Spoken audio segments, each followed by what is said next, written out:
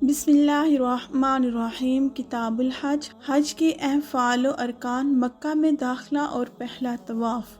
अन जाबिरिन क़ाल अन्ना रसूलुल्लाह सल्लल्लाहु अलैहि वसल्लम लमा क़ादिम मक्कता दल हजर फस्तलमहु सुम्मा मशा अला यमीनिही फरमल सलासा व मशा अर्बअन। हज़रत जाबिर रज़ी अल्लाह ताला अन्हु से रवायत है कि रसूलुल्लाह सल्लल्लाहु अलैहि वसल्लम मक्का पहुँचे तो सबसे पहले हिजरा अस्वद पर आए और इसका इस्लाम किया।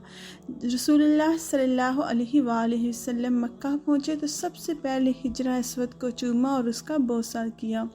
फिर आप सल्लल्लाहु अलैहि वसल्लम ने दाएं तरफ तवाफ़ किया, जिसमें पहले 3 चक्रों में आप सल्लल्लाहु अलैहि वसल्लम ने रमल किया और इसके बाद 4 चक्रों में आप सल्लल्लाहु अलैहि वसल्लम अपनी आधी रफ्तार से चले।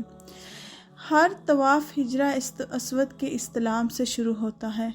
इस्लाम का मतलब होता है हिजरा अस्वद को चूमना या इस पर अपना हाथ रखकर या हाथ उसकी तरफ करके अपने उस हाथ हिस्से को चूम लेना। बस ये इस्लाम करके तवाफ़ शुरू किया जाता है और हर तवाफ़ में खाना काबा के 7 चक्कर लगाए जाते हैं।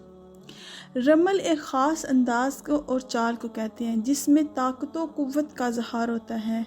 सन 7 हिजरी में जब रसूलुल्लाह सल्लल्लाहु अलैहि वसल्लम अपने सहाबा इकराम रज़ी अल्लाह ताला अन्हुम की एक बड़ी जमात के साथ उम्रा के लिए मक्का मुअज़्ज़मा पहुँचे तो वहाँ के लोगों ने आपस में कहा कि यस्रिब यानी मदीना की आबो हवा की ख़राबी, बुखार और वहाँ की बीमारियाँ ने उन लोगों को कमज़ोर और दुबला पतला कर दिया है।